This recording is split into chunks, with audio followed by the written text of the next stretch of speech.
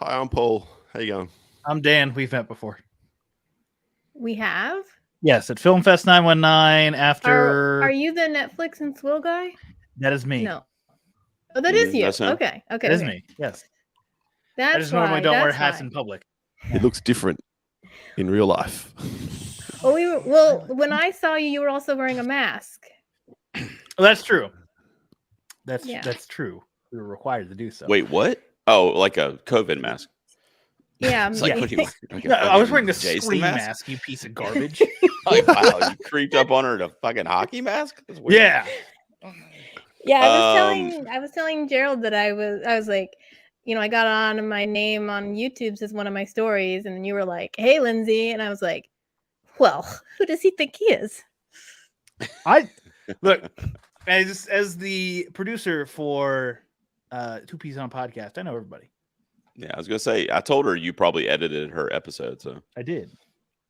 All right, so listen, guys, Lindsay, you specifically. So when the stream ends, it's telling me that you have to stay here until your track is finished uploading, because these other dudes will be able to record their audio, and I know you can't. So just kind of hang out at the end so I can make sure that upload's okay and everything. Yep. All right, Dan and Paul, I'm going to count down from 3, and we can press record if you guys are ready. Yeah. Yeah, you're good? Yes, I'm good. All right, 3, 2, 1, record. I'm recording, Daddy. Mic Check. check. Yes. All right, so this is a big episode every year. Dan comes on to do it every year, and Amanda couldn't be here. She's usually here every year, so Lindsay slid in for her. I really appreciate you doing that. Basically, it's just like any other 2Ps episode, Lindsay. We'll just go around the horn. You'll actually be going first, and we're going to start with our number 5s. And each of us will give that, and then we'll go around, do our 4s, and so on. And when we get to the end, we'll give our honorable mentions and shout out the fans over on Facebook. So it's literally just another 2Ps episode for the most part. If somebody mentions a movie that somebody else has on their list, that's completely fine. We can have crossover. You don't have to feel like you have to change your list. I mean, you can, but you don't have to. And then, you can just say, oh, well, that's coming up later on my list, or you can go ahead and, give commentary on it at the same time. It's up to you guys. I prefer the countdown method of talking about it all together. So if nobody has any questions or anything, just give me like 5 or 10 seconds of silence. I'll come in, do the intro, and we will get going.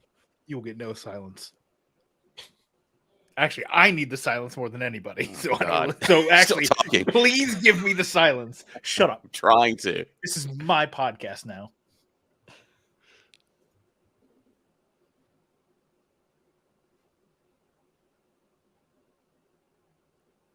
What's up, ladies and gentlemen? Good evening. Welcome to another episode of 2Ps on a Podcast. I'm so thrilled that you joined us again this week. This is Gerald here with you, of course.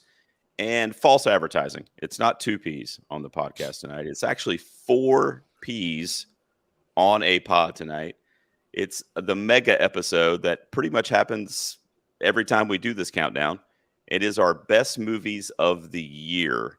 We're covering the year 2022 in film tonight, and I've got some special guests to help me out, and I'm excited for that. Let's start and kind of go around the horn and see who I've got here tonight. So this was a ringer that came in last minute, and her and I are kind of like become besties lately. She lives local to me, and we've gotten to see some screeners together and so on and so forth, and she's just a great person. She has a really cool website online. I'm going to let her talk about that as well. But she was on in October, right, Lindsay? And we did Blumhouse movies.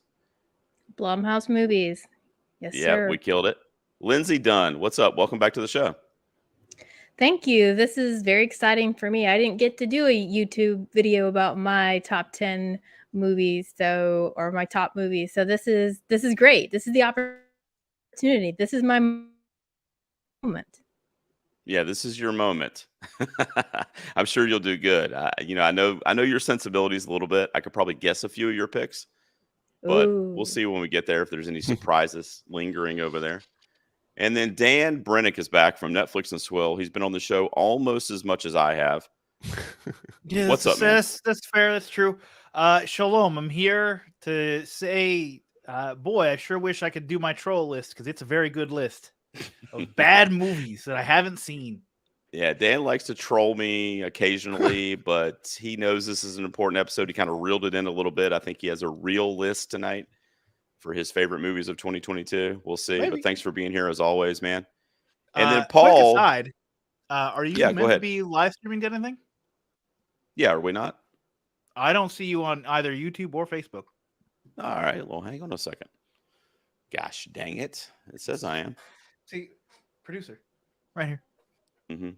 It's like you've done this 3-day show once a year where you have to manage all the tech Sometimes behind 4. the scenes for like years.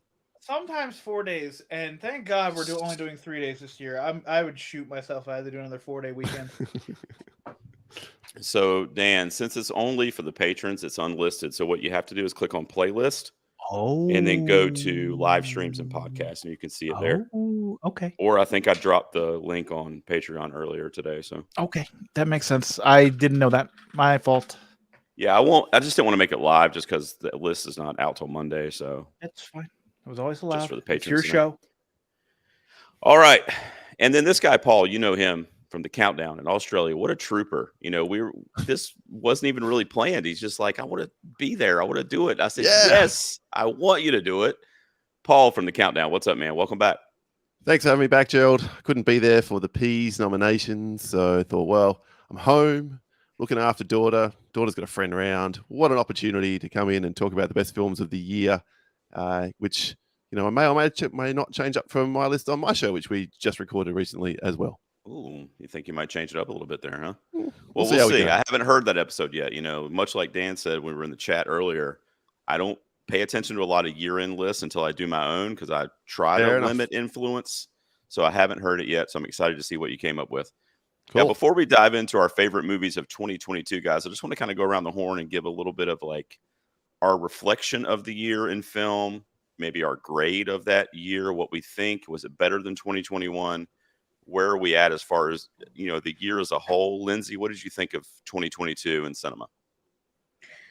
I'm sorry, I'm enjoying Dan's facial expressions, so I got distracted. But I thought this year it felt like a little bit like every director who hadn't put out a movie in 2020 or 2021 was like, better get my movie in this year. There was a lot of options to choose from. It felt like whether it's streaming or in theaters, there was just a lot of variety in the types of movies coming out. You know, we had blockbusters, we had indie gems, we had lots of great horror, as you know, Gerald. And it's just, I thought it was actually really difficult to pick, to kind of narrow it down to top movies this year. Yeah, I agree. It was, well, I think it was a really strong year, but I want to hear from these guys. Dan, what did you think of 2022? Fuck if I know, dude. I barely watch any movies. The only stuff I watch is on Netflix. I'll go out to a random movie every once in a while, and every once in a while, I mean like once a year now in the theaters, unless I'm going to a film festival, then I'll attend those. And then like the rest of the time, it's just like grab bag. Can Dan watch this thing in time for this episode? If not, he hasn't seen it. So Netflix movies, I'll say.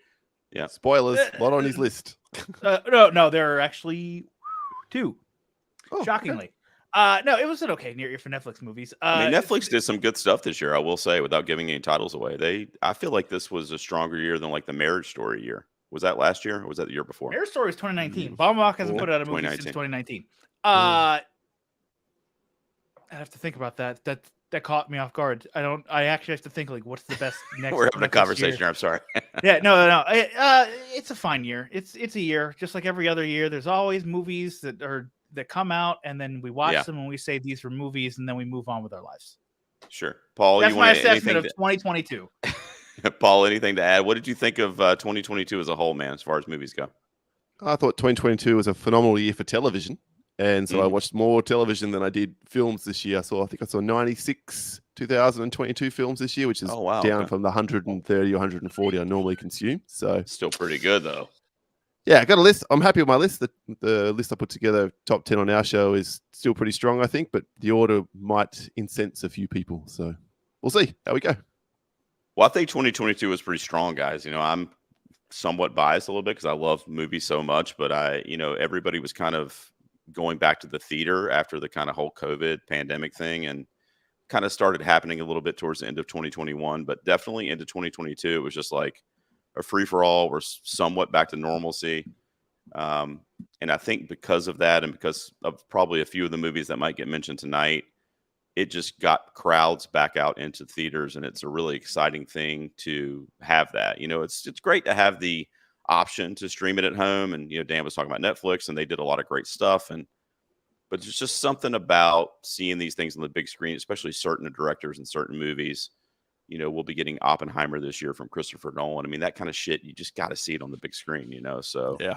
And there were some in 2022 as well, without giving any titles away right now. But it's come up before when we do these episodes, and I think Brian Loisauce is the first one that said it. But they always ask, was it a good year for movies? And in my opinion, every year is a good year for movies, as long as we're getting them and as long as we're able to consume them. Let's do it. So I think it was a great year. So I'm excited to see how eclectic our lists are, how much crossover we have, that kind of thing. So we're going to get started, guys. We're going to do our top 5 movies of 2022. There's no real parameters other than it just had to be released in 2022. That's basically it. Doesn't matter genre, anything like that. So, Lindsay, if you are ready from one of my stories, you are going to get us started. What's your number 5 movie of the year? My number 5 pick, I'm pretty sure will come up again on this podcast, but Bones and All is my number 5 movie of the year. This movie had so many elements I like. I love a road trip movie.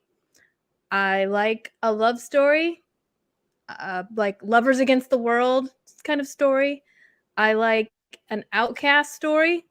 I like the element of a character feeling they do not fit in at home and looking for family and love outside of that.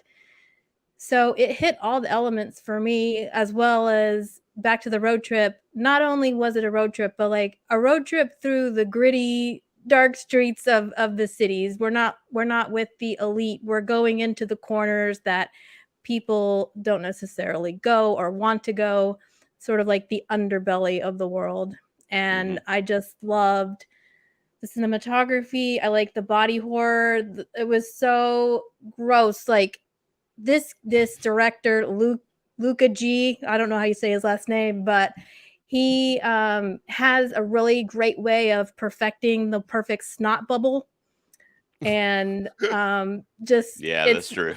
Like the things he can do with, and like the blood, and the characters are always covered with bruises and blood, and finding the beauty in that, and the way the camera picks up on that and makes that look attractive is really impressive too. So I loved this movie, and I actually want to see it again if I can, like quickly. Well, I love it. We talked about it when I went to see it, and I saw it late. I saw it about a month ago in the theater, and I'll be talking about it later. Dan, Paul, have either of you guys seen Bones and All? Not at all. Hey. No, it's on my list. I haven't seen it yet. It's on your list to see, your watch list? Yeah. Well, it's a great flick. I highly recommend it, and obviously Lindsay does too. It's her number 5. Great pick to get us started. Next up is Mr. Paul from over there in Australia. What do you have at your number 5 movie of 2022, buddy? Weirdly enough, there's a pretty strong connection between Lindsay's number 5 and my number 5, which was my favorite, I can't even call it pure horror film of 2022, but it's very uniquely put together and stars a big up-and-comer in Daisy Edgar Jones, I think, and has Sebastian Stan putting in a bit of a villainous turn in Mini Cave's Fresh, which is a film I love this movie. Yeah, really, really dug. It's a I think a unique take on having a written by women, directed by a woman, and just the sensibility through it all was really engaging. The first 30 minutes, it's basically masquerading as romantic kind of comedy. Which really blew my mind. Like, and I knew nothing about this film going other than it was probably about cannibals, given the cover of the image and the title of the film. And so I'm like, where's this going? What's happening? And then bam, the turn happens and the title card flashes up 30 minutes into the film, and we just go into a completely different movie from that point in time, which is a really brave choice and just sucked me right in. And from there, the characterizations, I've never wanted a character to live so much in a film as I did Daisy's character in this film. I thought she was phenomenal, and the way she worked the situation to her advantage and slowly turned things around. And then all the other unfortunate people sort of through the weave. And perhaps the best moment in the entire film is a bit of a spoiler. Dan, you ever going to watch this movie? I'm forgetting what's happening right now, so go ahead. I'm disassociating. And the bit which just won me over completely is they set up this sort of pseudo kind of love interest of another one of her friends who also gets taken, and he's sort of positioned to be kind of the hero who swoops in at the end of the day, and then he just turns up at the house and goes, nope, backs his car out and drives away. And like, just brilliant, because that would have been a complete ridiculous moment for a film like this, and the ending it just nailed it. It was fantastic. I loved Fresh. And it was quippy too, right, Paul? Like me and you, like it was like 90 minutes or 100 minutes. It was like, it might have been a bit longer. It might have been 110. Oh, was it? Okay, yeah. I'm shocked you like this. Yeah, 114 minutes. Well, it was under 2 hours though. I know, but it flew by. As I think the pacing is one of the great strengths of the movie as well. I was engaged the whole way. So yeah. Yeah, and to Dan's point earlier too about streaming. I mean, this was Hulu. This was stream. You guys didn't get in the theater there, did you, Paul, or no? No, definitely not. Saw it. I think it popped up on maybe Star here. I can't remember. That's what I thought. Yeah, it was a Hulu original here, and it was one of my top 10 horror movies of 2022. I love it, and getting to see Sebastian Stan do that was just also awesome. Yeah, it was just awesome because like you said. I mean, and isn't this one of the movies? And there's several this year that actually did this thing. But didn't the title card come in at like 30 or 40 minutes into the movie or something like that? Yeah, I love when they do that. And that was an indication actually that like shit's changing. Like, here's the title card. Now it's a different movie. Like you said, it was a rom-com turned into this like horror home invasion kind of film. But yeah, I love Fresh, man. So great pick. Dan, you're up next, man. What do you got at number 5, buddy? All right. So let's see. Do I go from the Troll Gerald list or do I go from my actual list? Let's find out. From the Troll Gerald list, I would have the movie Blonde. But that's not even close. I think that movie kind of bad. What's happening? What's happening right now? You told me it was a troll list before you said the word blonde. Oh yeah, that's why I want to make sure because I don't know where you stand on it. Troll list Blonde. I recorded an entire episode about it. It's fun. I know. I have it. Hey, go ahead. Okay, my actual number 5 is another Netflix streaming movie, kind of in that Netflix distributed it to the West, and it became a film Twitter sensation. It is RRR or Triple R or R or whatever you want to call it. It doesn't matter. As long as you understand the majesty of this movie, and it's over-the-top Bollywood style mixed in with a heartwarming friendship. It's one of those movies that I look at and just go, boy, this movie is greater than the sum of its parts, because if you look at it, the script is whatever, the acting is bad to a degree. Like the English-speaking actors don't really do a good job of acting in the movie. Like it's not like Squid Game levels of like bad English actors, but it's there. We're talking like same realm, but like there's a sequence about an hour in that Paul probably hated very much, where there's 10 minutes of dancing, and that's when I was sold on RRR. Oh, that's where I was at. Not to. Paul, you had to like that sequence. It was so good. It was so good. Oh my God. It was my favorite part of the movie. The feel-good moment of cinema, bro. 10 minutes of feel-good awesomeness. And it was fantastic. Paul, imagine that you and Wayne out there doing that dance, buddy. That would have been perfect. Record that for us, please. That's the 8th sign of the apocalypse coming, if it ever happens. Lindsay, I know you're a huge fan of RRR, so you might want to hold your commentary. I'm not sure, but I assume you're thumbs up with this pick. Oh, I'm thumbsing up all over the place. Yeah, I thought you would have this a little bit higher, honestly. I'm wondering, like, since this is your number 5, where else can you go? I mean, that's what I'm thinking right now. So that might be a spoiler. That's fair. No, not up, but like slightly up. Like this actually, the pack of 5 is actually pretty tight, to the point where it's like any of these. And I know you hear this every time you hear a top 5. Oh, any of these could have been my number 1 at any time. Yeah, sure. Paul says this all the time. No, say it enough. I've never said that. What are you talking about? Say it enough. Ever You said it probably one time. That was enough. Yeah, right. Okay. And I've said it one time now, and that's enough. But yes, any of my 5 could have been my number 1 at any time. It's just how I felt about it. And yeah, RRR 3 hours is an ask. Ridiculous. I think that's its biggest. I think it's its biggest flaw is that 3 hours is an ask for anybody, let alone 2 geriatrics who just like I hate. One guy's I hate fun, the other guy's like horror's cool, I guess.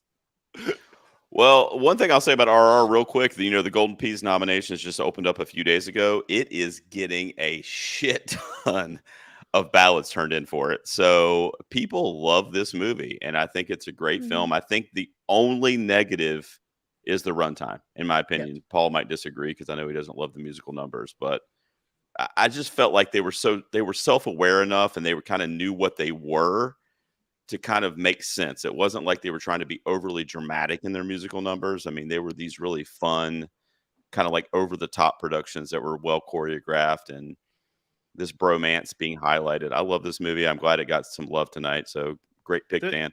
The big thing with this movie that I want is more people to watch Bollywood stuff.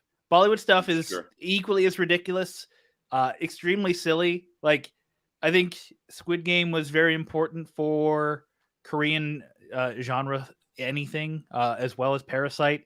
I think that opened a lot of eyes and a lot of minds towards watching foreign language stuff, especially like your East Asian countries. So please watch RRR and then go watch more Bollywood stuff, because they don't really take their movies seriously, and ultimately the lesson is neither should you. Go out, have fun. Enjoy ridiculous, stupid fun where a guy throws a motorcycle at another guy. And great effects too. But yeah, I mean, but you can tell that. You're right, Dan. I mean, you can tell they're just literally having a good time, and that's what the movie should be all about. So I think it's a great pick. All right. Okay, I don't think Dan's going to praise. Go ahead. I'm sorry. I'm sorry. I would not normally interrupt you, but I don't want anyone to start hate watching your podcast. So I thought I should make sure we all know that RRR is a Tollywood movie, not Bollywood. Oh. And if you put anything about Bollywood on Twitter, you will get some very angry people from India. So I just want to make sure that we. What's the difference? Because I don't know. I'm kind of an idiot with that in that regard. I am too. So on the most basic level, what you would know is that Tollywood movies are in the Telugu language, so they are like from that language. But you'll notice with Bollywood, a lot of those are rom-coms. They have a lot of music, a lot of dancing, as opposed to Tollywood, which is more action, epic, like this was, with maybe some songs put in. But Tollywood is actually makes more money in India than any other kind of cinema. But because Bollywood is better known in America, whenever people see any movie from India, they say that it's Bollywood. Got it. Yeah, I didn't know. I mean, thank you for telling us. Honestly, I would have had no idea. So yeah, for sure. I was going to say, I don't think Dan's going to praise my number 5 pick, but here let's fucking go. Paul, I need you. Ty West's X is my number 5.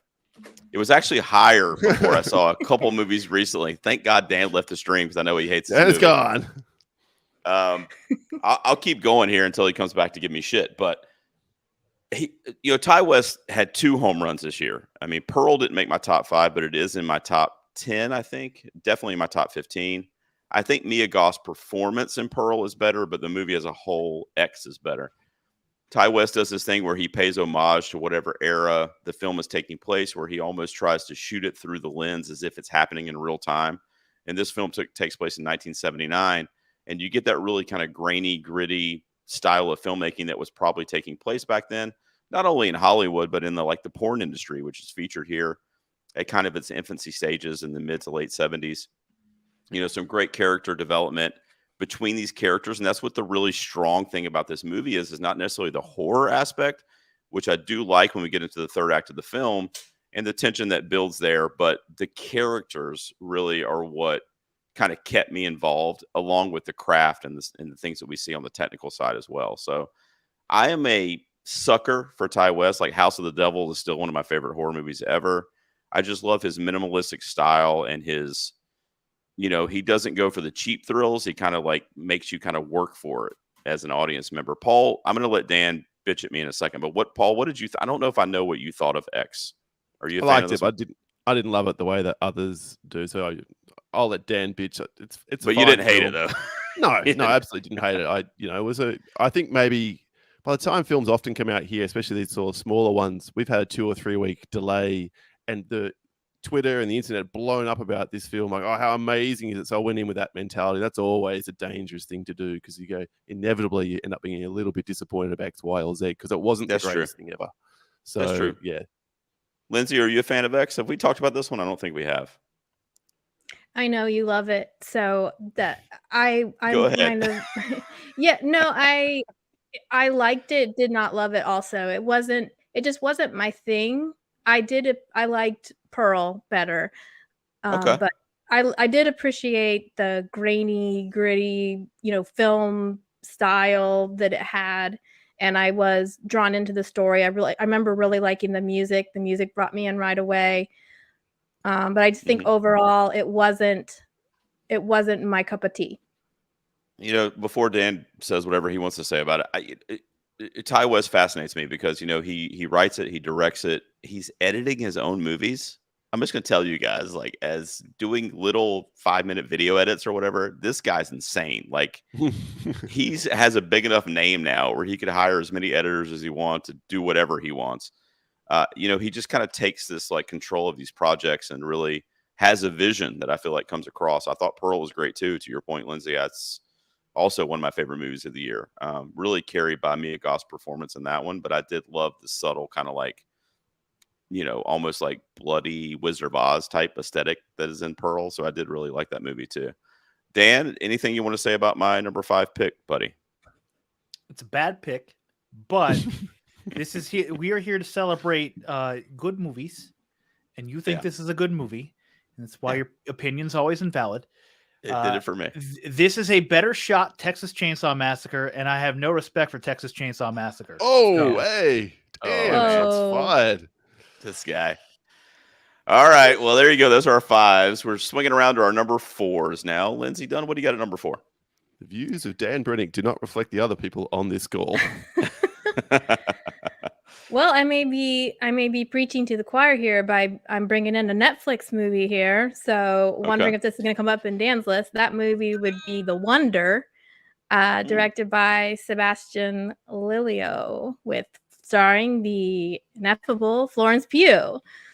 I'm curious if you guys saw this, but I really loved it. I liked how it was a mystery. I liked the unorthodox beginning that let you know that things were going to be different than you expected. I liked Florence Pugh's performance, of course. I don't think I've ever seen her in a performance I don't like. But this was sort of like a period piece drama mystery that could have fit into the world of Sherlock Holmes, but yet it also was a really good explanation without a lot of expedition about what it means to be Irish and to be in that intersection between sort of, religion and also that folk, the beliefs of taking religion in a slightly wrong direction and turning it against your children in a way that is very cruel. But so it was a really interesting movie. Definitely not something I expected. I appreciated how we had some real veteran actors in here, like Kieran Hines and Toby Jones, and also Niamh Algar, and I'm probably butchering her name, but she's a face I want to see more of because she was in a really great horror movie that came out at Sundance. Maybe you remember, maybe you know which one that is, but it was about the film Nasty movies, and she starred in that. Oh, if anybody remembers the title. Censor, yes, exactly. She was the lead actress in that, and I was happy to see her come up. So it was really, they really touched into a lot of things I think people are about the Irish culture. Yeah.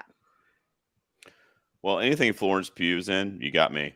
I'm on board. So, and that's why I'm shocked it's wasn't even on your radar. Like just that alone, like I was like, "Hi, Gerald. Here's this movie that you will like for only one reason. Watch it." And you were probably just like, "Fuck this guy." Well, she was the draw for it for sure. I remember I did enjoy it. I just wasn't like blown away by it, Lindsay, but I did really like it. I thought it was a good movie, and I thought she was tremendous in it. I love Toby Jones in it, and I remember it looked really cool. It was a really well shot movie, great cinematography. So I feel like it's a great pick. I don't know. I just didn't like. I didn't walk away going, "Wow, that was one of my." You know what I mean? I liked it, and I was kind of like, "All right, that was it." What about you guys, Dan? Did you cover this for the show, or you? I Did, didn't right? cover for the show, but I did watch Oh. it. It's fine. A lot of the things you said are correct. It's just I feel less strongly about them. There are some interesting aspects to it, and then it ultimately being what it's about is just kind of like, sure, I get it, but also like, feels cheap. But I mean, that's just me and a story, and just be like, oh, it's a lot of the times whenever the curtain is pulled back and you see the marionette strings and how they're working, it's kind of like, oh, this is a bit disappointing. That's kind of how it was for me. Sometimes sometimes when you pull back the curtain, you kind of marvel at what's going on behind the curtain. This is one of those times where it's kind of like, that's it. Okay. That was a really unorthodox opening, though, Lindsay. I remember that. I remember going, I thought I hit the wrong button or something because I'm like, what the hell is this? So now I remember what you're talking about. That pulled me out of the movie entirely. Like that was actually one of the negatives I had for the movie. Was just like, movie what set or whatever are we doing here? What is this? Paul, did you check out The Wonder? I haven't seen it, so yeah, I'm 0 for 2 on Lindsay's list, but sounds like I need to watch this one and have an opinion. All right, well, what do you got at your number 4, buddy? Another Netflix film, and I know I was a bit of a champion of this one in your Patron Peas chat, and I think maybe I was the first person to watch it and started trumpeting how good it was. I will say the one negative, the one knock on the film for me is the very, very end, which I won't spoil, obviously, but it brought it down. But Athena might be the most stunningly shot film I've seen in the last 5, maybe 10 years. And it has, inarguably, in my opinion, the best opening shot in all of cinema history. Wow. So all of cinema history? Yep. There is nothing, nothing to what rival the it. Fuck? Yep. All right. I haven't seen it, so I can't comment on that. Lindsay, but wow. I don't even know what this is. So it's basically a French film about a huge civil uprising in these tenement apartment blocks when a young boy is killed by the police, and the police are refusing to take responsibility. They're hiding behind who did this. And the young boy's 3 brothers, one of whom is a decorated veteran who's appealing to the masses for calm, and his younger brother, but the young boy's oldest brother, he is leading the uprising. And then there's a 3rd brother who's basically a drug dealer. And it's how all 3 of these are responding to this when they do cause this riot and then have the police surround this tenement building and move in to quell the unrest, and how it all sort of plays out from there. But the opening shot starts with the soldier walking down a corridor at the police station. He walks into one shot. Everything about to say happens in one shot. He appeals for calm. The camera goes through the crowd to what turns out to be his brother, who throws a Molotov cocktail. A car drives straight through the front of the building, and then chaos ensues as they run into the building, steal all the police officers' weapons, including whole lockers with them, onto the back of these trucks. All still one shot. Drive out of there all the way back to the tenement building. Still one shot with the camera in and out of the car. They get into the building, and then we have 5 or 6 minutes of establishing other minor characters around them before pulls away this huge one shot with the title card comes over the top. 11 to 12 minutes of absolute brilliance. Wow. And then there's a whole bunch of more of those shots. Nowhere near as good as that first one, which is its big signature piece, but a bunch of other ones like that as we get the point of view of the police officers or the SWAT officers who are having to storm the building, mixed with these 3 characters and finally one other person who sort of comes into the mix. It's really technically one of the greatest films I think ever made. Story is very bare bones. It is what it is. The acting seems pretty good. It's always hard to tell in a foreign language for me, at least. And it's absolutely compelling right to the very last shot, which, as I said, was a little bit of a letdown for me. If not for that, this would probably be my favorite film of the year. Wow. Well, I haven't seen it. I know. Wow. Exactly. Sounds fucking and it's just great, flown Dan. under the radar. I don't understand. I really don't. Dan, Gerald, there was a reason I was not along the whole time. These are all correct takes, as I have seen this movie. And I saw it, and I just went, holy shit, Athena, everyone go watch it in the 2-piece chat. And Paul's like, Dan, I was on this. I just want you to know I was on this. Like, I should have listened. I'm sorry. Yeah, this movie's fantastic. Yeah, this is low, kind of. It's my number 3. Ooh, It's everything Paul said is correct. Everything. Like there not a single word was incorrect. This Hey, is unusual. this is a great movie. Everyone should go see it. It's on Netflix right now. It's called Athena, like the goddess, the Greek goddess. Because that is the name of the block, like the Name of the apartment tenement block. buildings. Yeah. Well, this must be more of Netflix's stellar marketing, I guess. Because I mean, aside from you guys mentioning it, I don't. I mean, it hasn't even Haven't popped heard up of on my people. thing. Yeah. It's also a foreign language movie, and typically foreign language movies do not travel well with Netflix for some reason. If you look at them, like they average about like 5.5 out of 10 on IMDb. So like, and that's typically like a more like Western English speaking website. So I think that's why I think they've just kind of given up on like their foreign language movies, with the exception of like Troll, which came out this year, or in 2022. Like aside from like big potential budget, like notable stuff, Netflix is just like, All right. sure, Well, here's this. You might like it. You probably won't because you don't like the foreign languages. well, Paul had Athena at his 4. Dan, what do you got at your number 4, buddy? Hi, Julio. How are you? I hope you're good. And I hope you continue to listen to this podcast, as my number 4 is your favorite movie of 2022. I know for sure. It's The Batman. Hey, did you do that right when Julio joined? That's perfect. Oh, did Julio join? Oh, brutal. Oh, there's people that's watching this right now? Oh, yeah. Yeah, patrons. Oh, okay. No, you're fine. Yeah, it's The Batman, man. Like it does drag in the middle. That is its big flaw. Is that like whenever we get Thomas Wayne was potentially a bad guy. Paul's doing the nod along thing. Yes, good Paul. Whenever we get the reveal that Thomas Wayne, potential bad guy, it's just like the movie kind of grinds to a halt and focuses on that. And that's something I've always like considered. Like I first heard about that in the Batman Telltale game, and I was like, oh, this is an interesting concept. I want to hear more of this.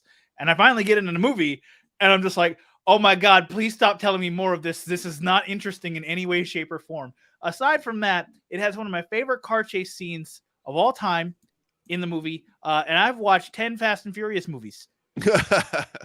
So that the Batmobile chase sequence gets me hyped every time. Just hearing the way the jet engine spins up, imagine, and this is something I want, is Batman as a horror villain. You have Gotham criminals shot as though they're like you're at least your protagonist, and they're being chased by this malevolent force who winds up being Batman. But like, imagine seeing that scene from that perspective of like this horrific sounding jet engine and just the extreme worry and concern for your well-being that comes over you. And then of course the chase scene afterwards is remarkable. The mystery is great. It's a great anti like 1% kind of movie, which there's a lot of that shit this year. The ending, of course, because you can't have the Riddler be sympathetic because you agree with him, so you have to have him take it too far. That's what it is. Unfortunately, that's like most movies where it's like, we understand that you agree with this guy, but we can't have you agree with his methods. So we have to make him just kill innocent people for no reason. Enjoy that. Takes away a little bit, but still one of the more enjoyable experiences. I've watched this movie 3 times now. Wow. It's my most watched movie of 2022. And yes, Gerald, it is almost 3 hours. And yes, Gerald, I have put in almost 9 hours of my life watching this movie. Yeah, well, I dug this one too. I mean, I share your critique of kind of the lull, kind of, after the first act, and kind of like a lot of dialogue, a lot of kind of like exposition, and it kind of lulls a little bit. But then once it kind of comes back up in the up curve, it never lets up. So this is a prime example. I love this movie. It's in my top 10. It's not in my top 5, but this is a prime example of like, let's edit 20 or 30 minutes, guys. Like, what are we doing here? Like let's just shave a little bit of this off to appeal to a wider audience, of which I would be one, and probably would have gained at least a half star in my rating if that had happened. So But I love Batman. I love the lore of Batman. So I thought Pattinson did a great job as Batman. Yeah, I enjoyed it. I love Jeffrey Wright in this film too. I feel like he's kind of overlooked his performance. But yeah, great pick, man. Lindsay, are you a fan of the Batman? Matt Reeves is Batman? It was okay. I mean, That's right. Turnabout's fair play. I did see it. Saw it again recently. I watched it in its entirety just because it was up for best score for NC Film Critics, and I wanted to give it its due. So I enjoyed it the second time. I think the first time, a lot of times especially when I'm watching superhero movies, it's a little hard for me to get into them, but I enjoyed it more the second time than the first time. All right, Paul, you sounded like maybe you were lukewarm on it. Where are you No, it's a good film. I liked it. It's not in my top 5 here either, but I understand that people who are more into DC and Batman will probably get more out of it than I did. I think it was a nice, different take on what we'd seen before, and just had it been better paced and perhaps a little bit more, punchy, then I probably would have enjoyed it a lot more. But yeah, I absolutely gave it I think 3.5 stars, which is pretty good for me. All right, well, great pick. The Batman is Dan's number 4. Talk about being punchy and to the point. How about Dan Trachtenberg's Prey? Oh, That's my number 4. Low, slightly. Yeah, you know what? I agree with you, actually. It was much higher a couple weeks ago. My list kind of got shifted around in the last couple weeks. I've been watching so many movies to catch up. I love this movie so much. I mean, just the nostalgia and the lore of Predator and kind of having that dropped into this different setting. Amber Midthunder's performance is one of the best of the year, in my opinion, as our heroine here. Agreed. But it's just nonstop, man. It's just like, even if you don't have a connection to the Predator films, I feel like you could enjoy this as like a pure kind of like action, kind of horror adjacent adventure film. Like, it's just really just pedal to the metal from the first 5 minutes to the end of the movie. And I love it, man. It's just the imagery. And like I said, like some of the CGI is a little wonky, especially like with the bear sequence. Yeah. But I'm just enjoying it so much. I'm entertained so much by it that I don't really care. Like, in other words, I don't mind them saving some of that money because I'm still happy. Like, I'm still loving it. It's still a popcorn flick that I'm going to watch. The rewatchability on this is through the roof. Like, if I see anybody comes to my house and wants to watch a movie and they haven't seen Prey, it's like literally the first 1 or 2 movies I'm going to recommend to them. Like, have you seen Prey? No? Okay, well, we're fucking watching that. Like, you need to see this. It's in and out. It's great action. And I'm a big fan of it. Paul, you're nodding in agreement over there. It's coming up on your list, I guess. It is number 3. So just to acknowledge it, where it comes for me. I agree with everything you said there, including the CGI is a bit wonky, particularly in that bear sequence. If they had spent another 5 to 10 million on this film, this is where I'll disagree with you. This should have been released into theaters, and I think it would have A, made bank, and B, would have completely revitalized this franchise. Because now we have this model where take the Predator and stick it into different periods in cinema history, in our history, and watch the mayhem ensue. Who doesn't want to see a Ronin/ninjas versus Predator film? Who doesn't want to see Roman gladiators? I know, yeah. I was just talking about a friend of mine, or talking with a friend of mine at work the other day, and I'm like, what if the Predator was the Civil War era? I mean, it's like, you go put him anywhere. All these things. It could be an absolute cash cow for them, and I hope that they'll give, if not Dan Trachtenberg, you might want to move on to other things, another kind of style director who can make these smaller films and turn out something really quality, because everything's the pacing, the action when it comes, the development of this character who we follow through this film, she's fantastic. You're so rooting hard for her. I mentioned that about Fresh before. This is, if you want to call it my favorite horror film of the year, and some people call it a horror film because of the gore. Yeah. I get it. I'm very much, it's more a sci-fi adventure or action film. But anyway, it's fantastic. Any way you look at it. I had the fortune of seeing it on one of my friends' huge home theater screen. We put it up there, and though we did sort of acknowledge the bear looks a bit shit, still played really, really well on that bigger screen. So I can imagine. Great pick. Love this film. Yay. It's my number 4. Lindsay, did you see Prey? What do you think of this one? Yeah, absolutely. I saw it, and I'm one of those people that came to this never seen a Predator movie before. So Mm. I really enjoyed it. I liked that the main character was indigenous, and it wasn't a side character who was guiding everybody, and you do root for her. It was great action. I liked their relationship with her brother, and just from the story from start to finish. I sort of wish they had done one of the options they had considered. I remember hearing is that they weren't going to name it Prey. They were going to name it something else, and then just at the end reveal it was part of the Predator franchise. And Oh, I okay. wish they kind of would have done that to make it even more of a big surprise and splash, and people could have that, okay, enjoy the movie for what it is, because I do think it stands alone even without being part of that franchise. But it's just a bonus that, oh, this is also a gateway into this, series that you can now enter if you want to see the rest Yep. of the movies. Yep. One thing I'll say, I'll ask Dan, did you see Prey? Yes. Okay. Do you want me to elaborate on that? I do, but real quick, one thing I failed to mention, it's a really heartwarming film too. Like it has a lot of heart to it, particularly for her character, for Amber Midthunder's character. There's one line that stuck with me that might be like one of my favorite lines in cinema in the whole year, and that's when her family's trying to convince her, like, look, you're not a warrior. Like, there's no reason for you to be out there on the battlefield. Like, what are you doing? And they ask her, they say, why do you want to fight? And she says, because you all think that I can't. And her, like, just to where she ends up when she's fighting the Predator at the end, and her kind of journey to get there of self-discovery and kind of proving herself with her tribe and stuff it's just really touching. I feel like. Dan, what did you think of this one? Hopefully you enjoyed it. Yes, I did enjoy it. I don't want to say anything about the movie itself. I want to say something else. It's about this movie that came out on Netflix last year in 2021. It's called The Ice Road. Now the movie's dog shit, complete and utter dog shit. Okay, but that's not the point. The point is that Amber Midthunder is basically the lead of that movie, or if not the co-lead. And on the poster, the two people that are credited are Liam Neeson and Lawrence Fishburne. Lawrence Fishburne's in the movie for about 5 fucking minutes.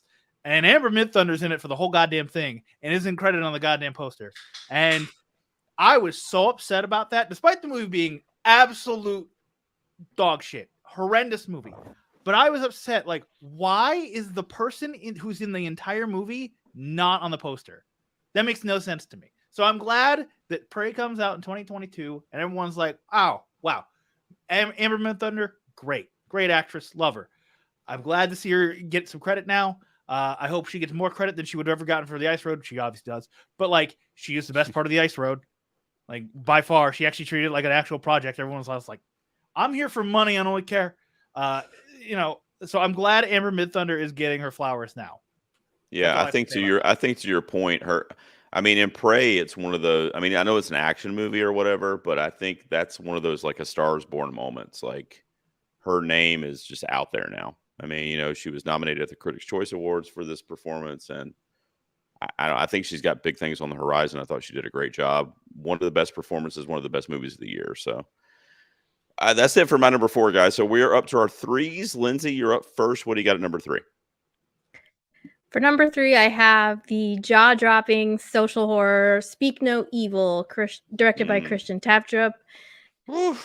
Gerald, I know you saw this one, and it was one of your favorite horror movies of last year as well.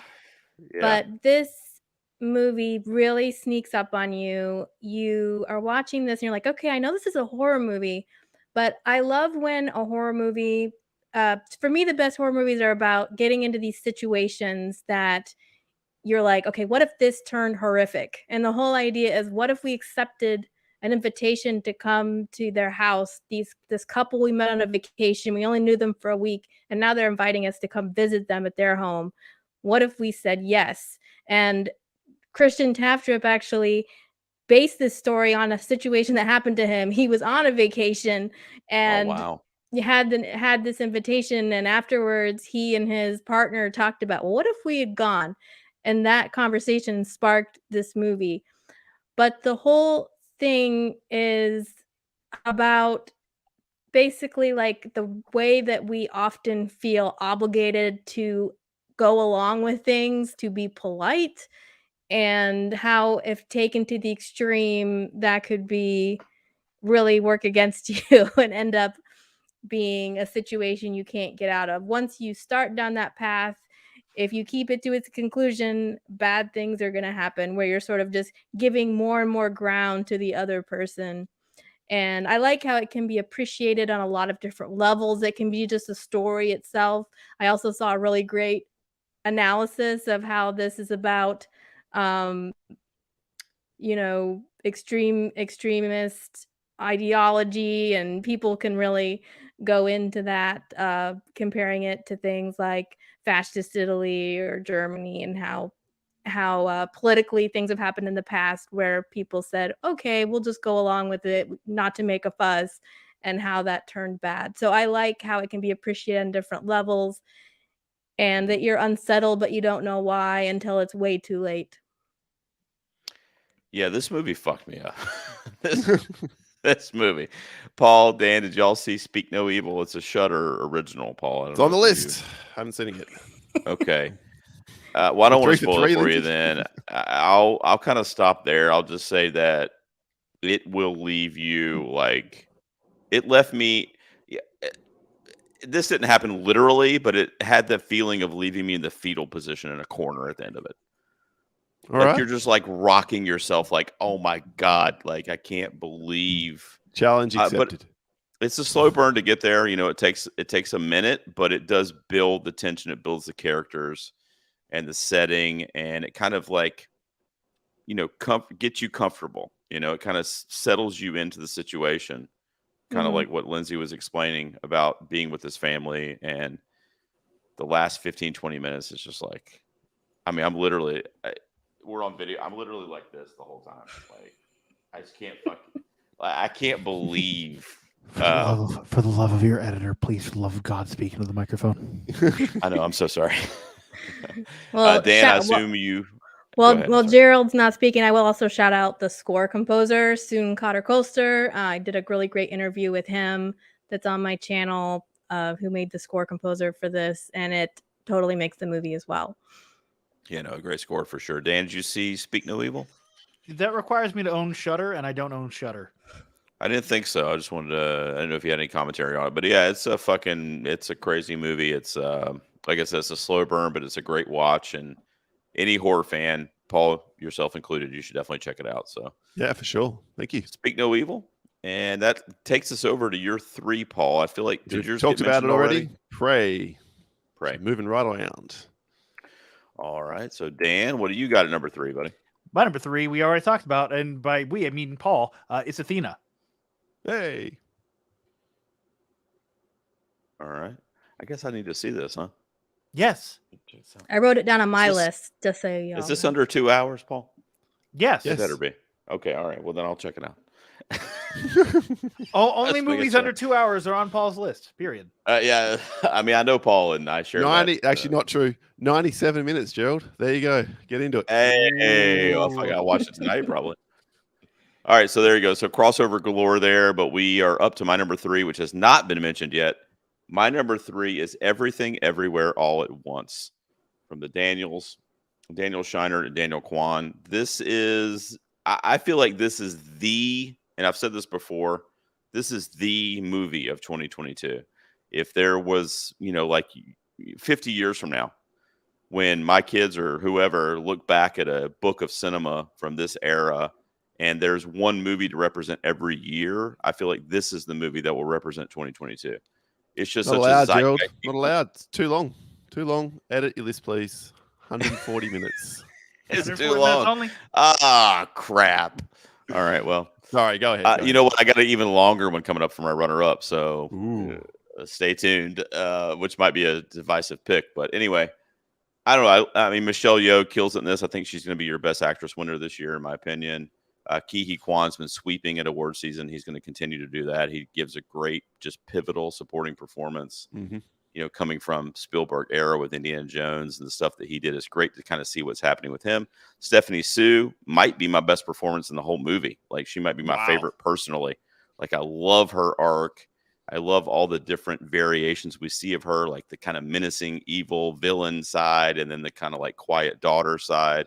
I think it's just so many great performances in this movie, great direction, and it's a movie that really affects you too, like on so many levels, like just wanting to find the right balance for your family and wanting to get back to the place that feels like home to you, and that's kind of what our character is going through that Michelle Yeoh is portraying here. So, like I said, I feel like anybody that talks about 2022 in cinema, this is going to be top of mind, whether it's in your top 5 or not. But for me, it falls at number 3. What do you guys think?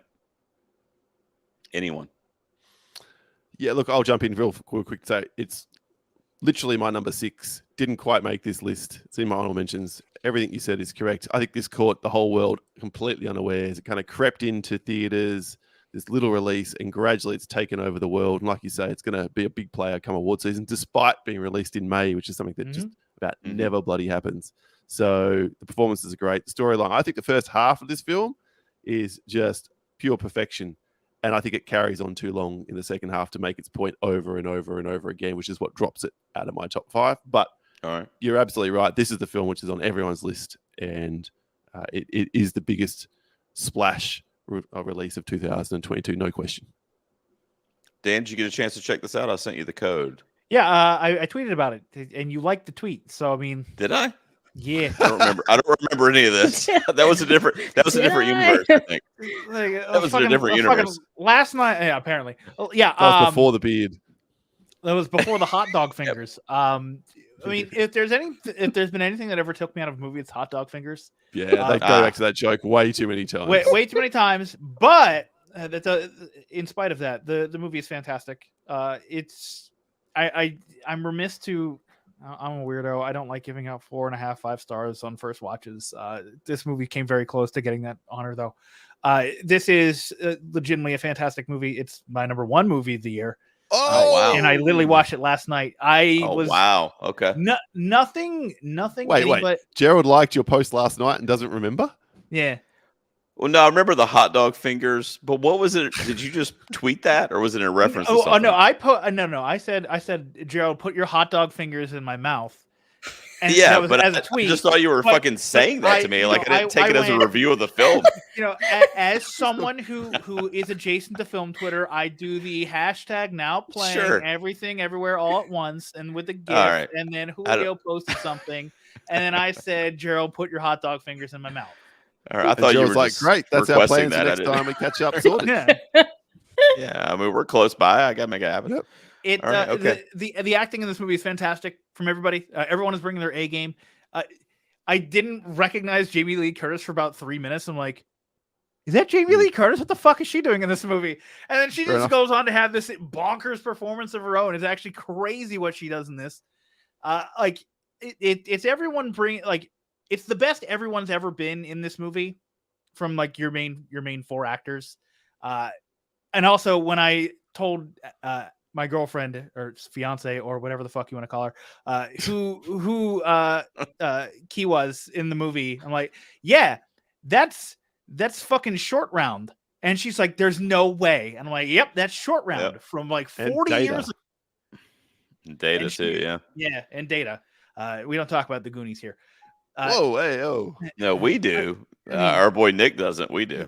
I respect that man too much to talk about the Goonies. But is that what it is? Yeah, this movie's fantastic, and I can't recommend it enough. Having just watched it literally yesterday. Guys, when he gave his speech at, I think it was the Golden Globes, awesome. I cried, and it was the first award of the night. I'm already crying. Like, what the hell? I mean, this guy has just had such a just trajectory. Ke Quan, and when he thanked Spielberg for giving him a shot, I mean, that was the camera shows Spielberg at the tail. I mean, it was just too much for me. I just like, oh my god, my childhood's flashing before my eyes. Lindsay, is this on your list? What do you think about this film? I assume you're a fan. I like it. It's not on my list. So you're wrong, Dan. You're wrong. It's not on my top list, but it is. It is a good movie. This is another one I had to see again. I think for me it was built up too much, so I was expecting to be blown away. But was good, and I really appreciated the acting. Like Ki Kwan, he's like, you know, my definite pick for best supporting actor. Michelle Yeoh is definitely in my top 5 female performances of this year. So I love the acting. I really like the costumes. I want Michelle Yeoh's red cardigan that said punk. I'm looking for that cardigan now. So like the costumes were all wonderful. I think I was expecting more from the special effects than they delivered. But it was enjoyable. It was fun. It was heartwarming, and you can't really say anything against it. Sure. Well, the NC film critics, they fucking liked it. Mm. They went nuts for it. I think it won like literally everything that it was up for. I was like, wait a second, That's it's right. not All at animated. Why once. did it win best animated? All right, so Paul. we went around our threes. We're up to our runner-ups. Lindsay, what do you got at number 2? Okay, so my number 2 is another little indie gem, Something in the Dirt, directed by Aaron Moorhead and Justin Benson. Have you guys seen this? On my list. Oh no! I've seen all their other films.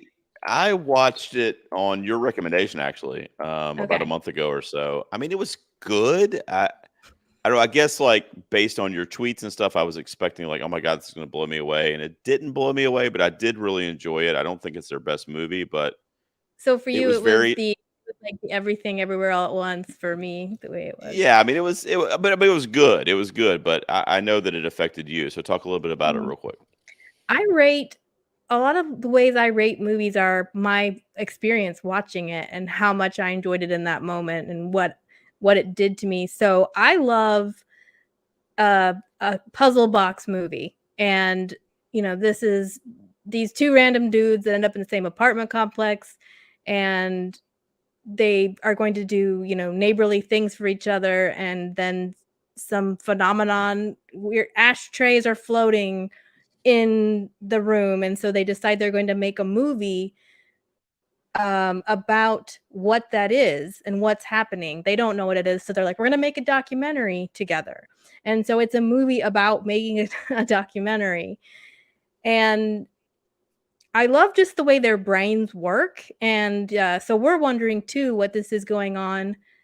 So we think they're going to record it, but then it sort of changes and you go, okay, is what I'm actually watching what's actually happening, or am I watching the movie they made?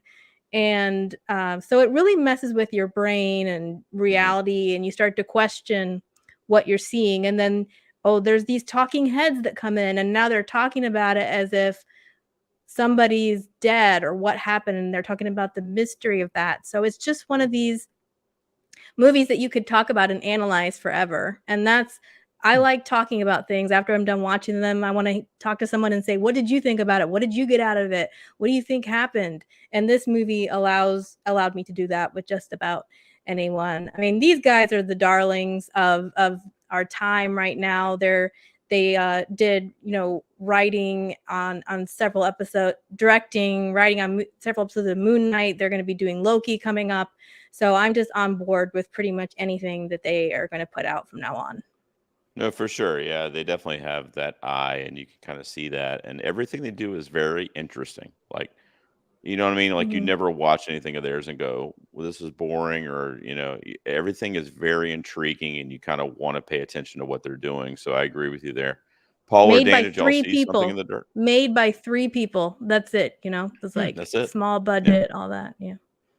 No, I haven't seen it. On the list, literally. Dan, Something in the Dirt? No.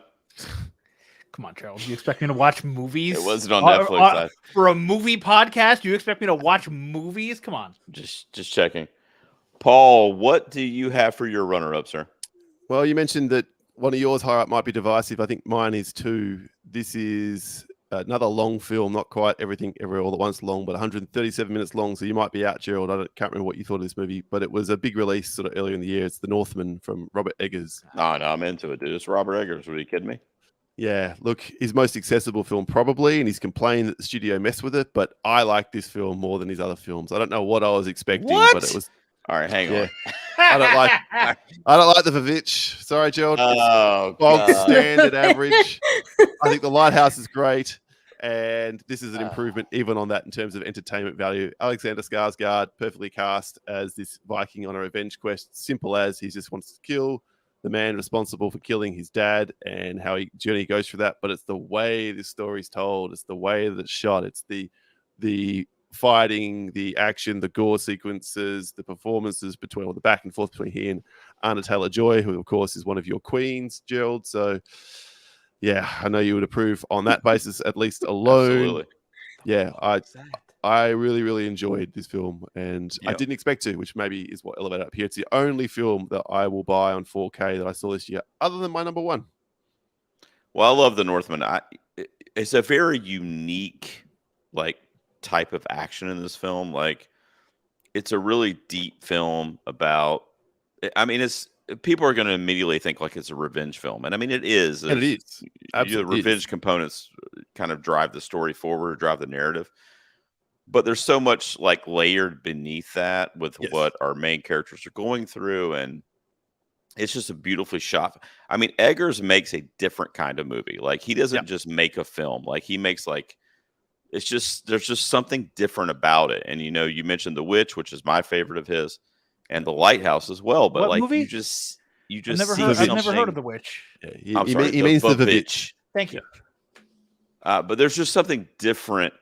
It just doesn't, you know what I mean? Like, it's like you can just tell there's just something extra there. And I think it's his Look, eye. And his it's an art dedication. house action film, basically. I think maybe that's Sure. what you're circling. It has both Sure, yeah. sensibilities and manages to pack them both into the film. And some of those, call them dream or vision sequences, are just exquisite. And that took some people out of it who just wanted the straightforward stuff. But for me, it just elevated the film even further. So yeah, How blew about my that mind. last? The Northman. How about that last battle? You dig that? Oh, With the lava. oh. It's great, right?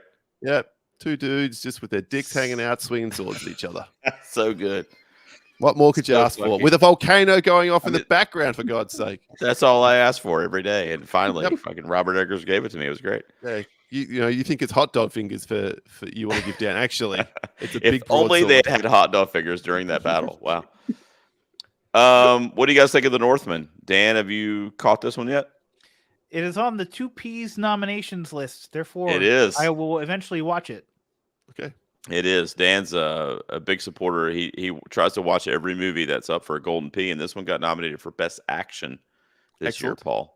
And it was actually number 12, I think, for Best Movie, too. So it was the 12th most Okay. mentioned film of the year as well. So a lot of love for this movie. And, you know, my big takeaway is just Eggers' kind of like dedication to his craft and the dialect and the authenticity that he puts towards the time periods and, Yeah. you know, the research that must go into that. Lindsay, were you a fan of The Northman? What do you think of this one? It's a solid pick. Again, not one of my favorite movies of the year, but I did appreciate how it was the basis of Hamlet and kind of learning about that as a piece of literature. So I enjoyed it. I enjoyed the final battle scene as well. But lots of great, like you said, the attention to detail and all of the. He's another director for me that I'm always entertained, at least anytime I watch something that he's doing. Yeah, for sure. All right, so we are moving right along here. Dan, you'll be up next. What's your number 2, buddy? Good. Something someone hasn't talked about. Thank God. So, Gerald, you should know this movie. You let me go see this movie instead of you, because you're a cool person. And I saw this movie 2 months early. It's from everybody on Netflix. And I talked about it for 2 months and how I saw it 2 months early ahead of everybody on Netflix. It's Glass Onion, a Knives Out mystery, or sure. a Knives Out, a Glass Onion mystery. Or Wait, what? Dan has dyslexia sometimes and can't remember what a movie's titled. Mystery. Again, another anti 1% movie. Go ahead, Gerald. What do you want? Well, can I just say I like this better than the original? Me too. I like it better than the first one. I really did. I didn't see it obviously early because I let you see it, but I saw it when it came on Netflix, and I got to tell you, man. I mean, the cast, which was also stacked in the first one. Let's be real. But the cast was freaking stacked here, and I feel like Daniel Craig's character was really. It was Benoit Blanc was more in a setting where he wasn't like the detective. I mean, he was eventually, but that's not like why he was there. It kind of unfolds and we kind of see what's going on. But I don't know. It was just more of a fun vibe, I guess, than the original was. And I kind of like that kind of hip, like fun approach to this murder mystery, kind of like Murder, She Wrote type thing they had going on. So I freaking love this movie. But guess what? It's my number 20 of the year, Dan. Whoa. Are you please, what? Get off your own podcast. What are you doing? But go ahead. What is the numbers for you? 2? 2. Glass Mystery, a Knives Out story. What? Glass Okay, knives. Hot dog finger knives. Yes. And everywhere. The all Northman over mystery.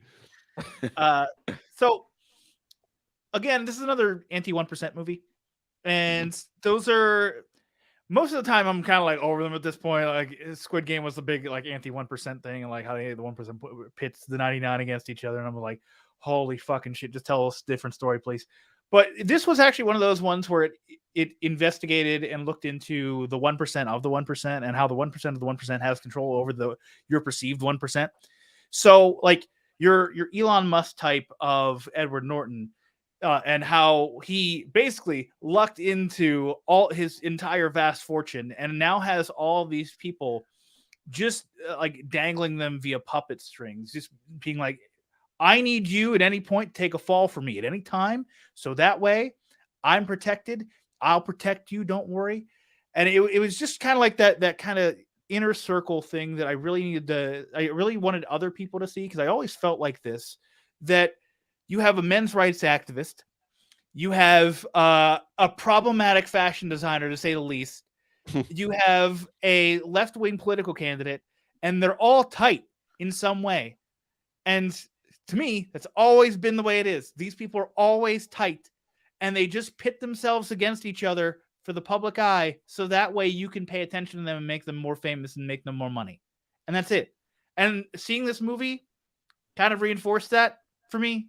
So, of course, confirming my own biases, but Janelle Monáe is fantastic. What she does in this movie is great.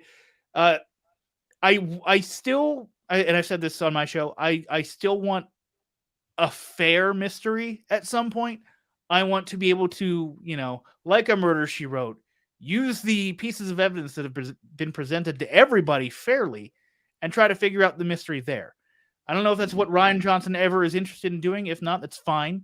But for me, I don't like this as much as I don't like this as much as Knives Out. This nomenclature is so bad. I don't like it as much as Knives Out, but I did like it more upon initial viewing than I did Knives Out. Mainly because I went in with checked expectations that Rian Johnson is not going to present to you a straightforward mystery, as opposed to Knives Out, where I assumed it was a mystery up front, and in reality it was a drama comedy that morphed into a mystery. Well, from what I recall, though, didn't they kind of tell you up front in Knives Out? Like it wasn't like a mystery till the end, right?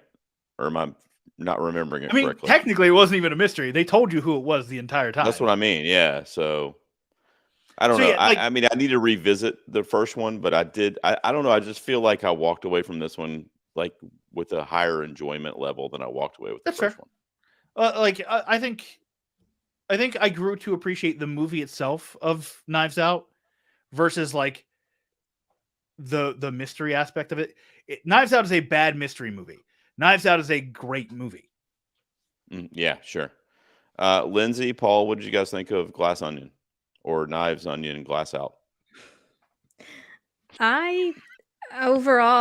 These movies surprise. They're enigmatic to me because people are crazy about these movies and think they're like the second coming. And I'm like, this is basically like Murder, She Wrote. Haven't you guys ever seen a locked room mystery before? This is nothing new. This is a formula that's been happening forever and a day. I like them. They're fun movies. And I love Rian Johnson. I could talk about Brick all day long, but I don't get the craze about Knives Out movies. Well, I think Rian Johnson's a big component, though, Lindsay. I think he really brings a different kind of vibe to that whole aesthetic, and I mean that's what I love about him more than anything else, aside from like the stacked cast that you get, because there's just so many like A-listers that are just feeding off of each other. and even some of the, cameos even are A-listers, like, Ethan Hawke and the different people we see. But Ryan Johnson's direction is he just really knows how to kind of bring the pain with that stuff. Like, because you're right, because it's really like essentially like a game of Clue, but it's brought to life by him, and it's like just this world that you just kind of want to be engulfed in. So I love The Last Jedi. I'll just tell you right now, Ryan Johnson's my dude. So I'm a big fan of his direction and his style. And I feel like it kind of bleeds over here to some of these movies too. So I think it's a good pick, Dan. Glass Onion. There you go. That's Dan's runner-up, another Netflix film. I guess we can't be too surprised there. All right, so guys, Paul's going to come at me. This film, I'm looking on Letterboxd, Paul. It is 189 minutes, and it's my runner-up.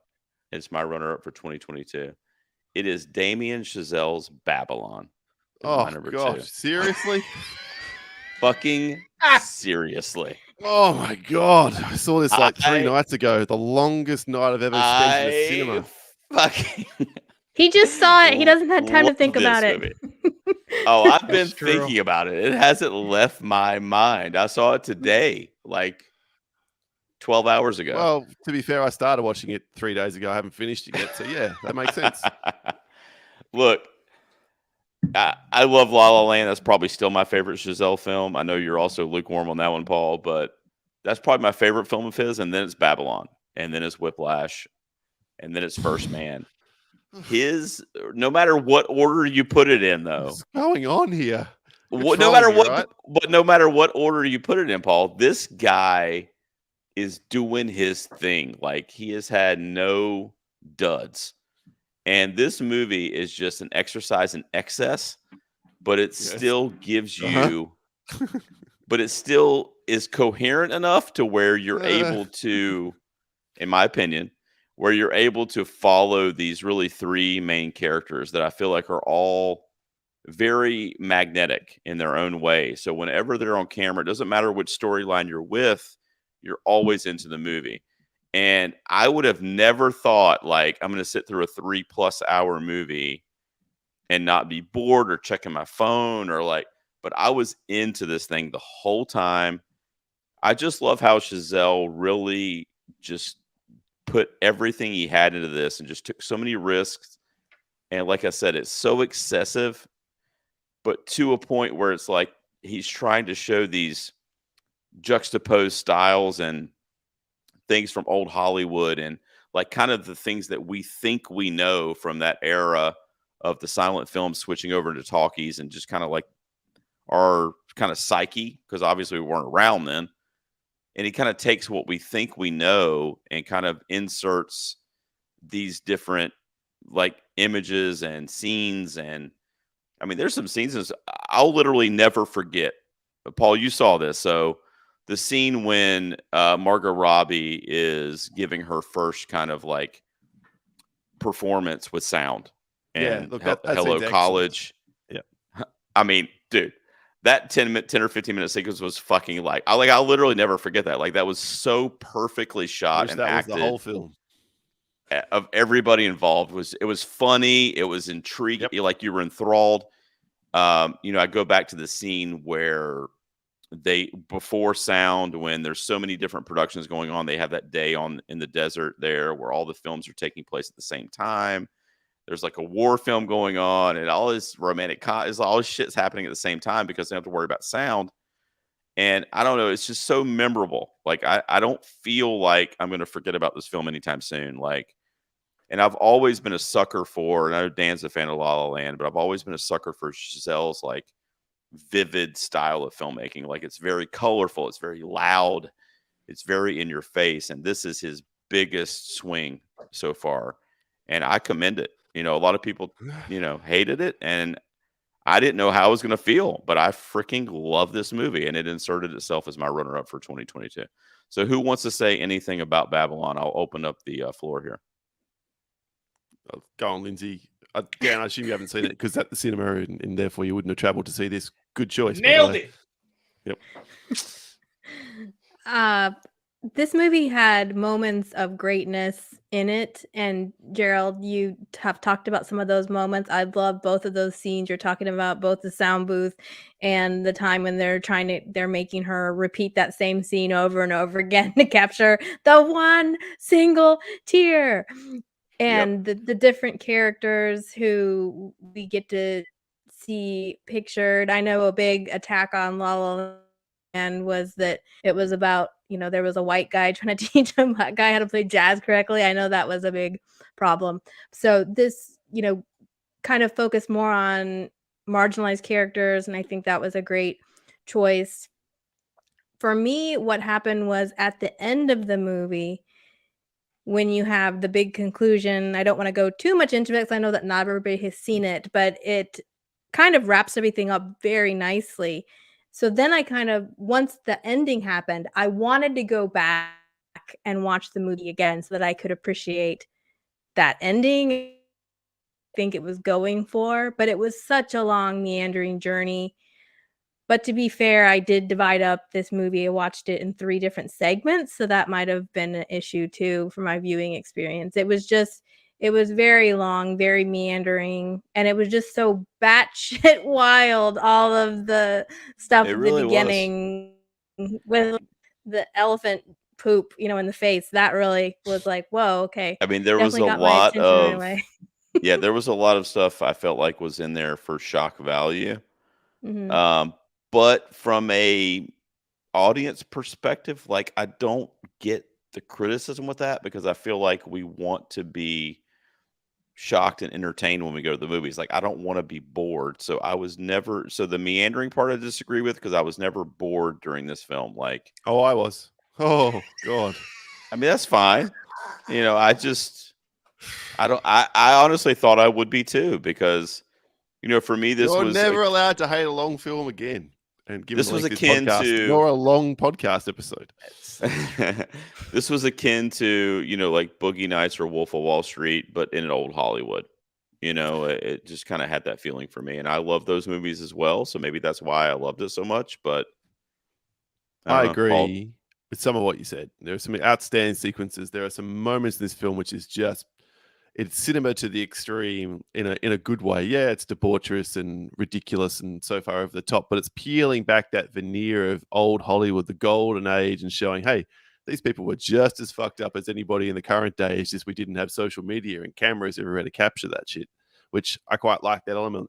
But it's meandering in its plot. Like there is no plot. It's just following time, waiting for the golden age to fall and the talkies to start. So what this ends up becoming, and it directly references this film.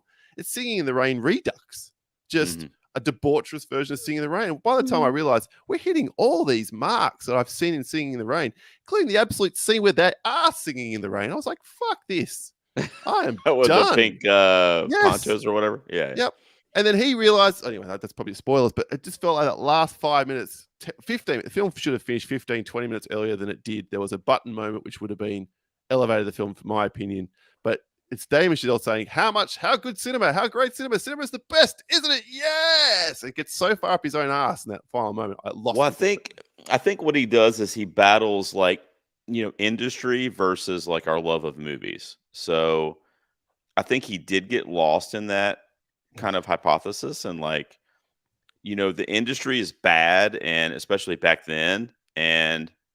But we love going to the movies and we love experiencing the movies. So it's like kind of the battle there, especially with a character like Manny, who is kind of our nucleus. He's the in this main film. character. Yeah. Yeah, for sure. And I love I'm glad Brad he Pitt was in this movie. Yeah, the performances are all good. There's no question about that. I think and the music is phenomenal. This soundtrack. Dude, Justin Hurwitz's score is like, oh, that guy's. I think Damien Chazelle's the same age. They're both 37 years old. The fuck.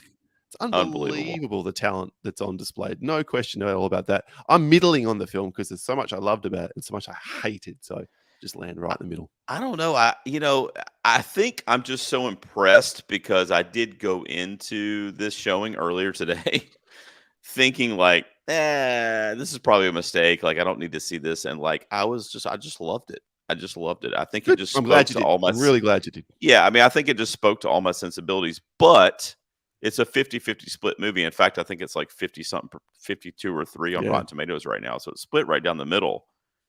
I've seen people that I admire hate it. I've seen people I admire love it. And I'm kind of leaning more towards the love it side. Well, clearly, it's your second one of my favorite favorite, film. one of my Yeah. favorite movies of the Spoilers year. for our review, by the way, which is coming out next week. So there you go. All right, I'll take a So listen. it literally for sure. just dropped today into Australian cinemas. So Oh, okay, cool. Yeah, I mean, I get the criticism for sure, and the length is a problem. I understand that, but yeah, but I really took well to it. I really liked it. So that's my number 2. someone somewhere will have said its length is meant to be representative of the excess of Hollywood and da, da, da, da. Sure. Yeah. Okay. Sure, most likely. Yeah. And the elephant shitting is Hollywood shitting on us. You know? Absolutely. Yeah. Just took a big dump in our lawn. The symbolism is there. Yeah. So there you go. Babylon, my number 2, much to probably everyone's surprise, but I just really, really took to it. So we are up to our number 1s. Lindsay, I think I know because I know you, but go ahead. What's your number 1 movie of 2022?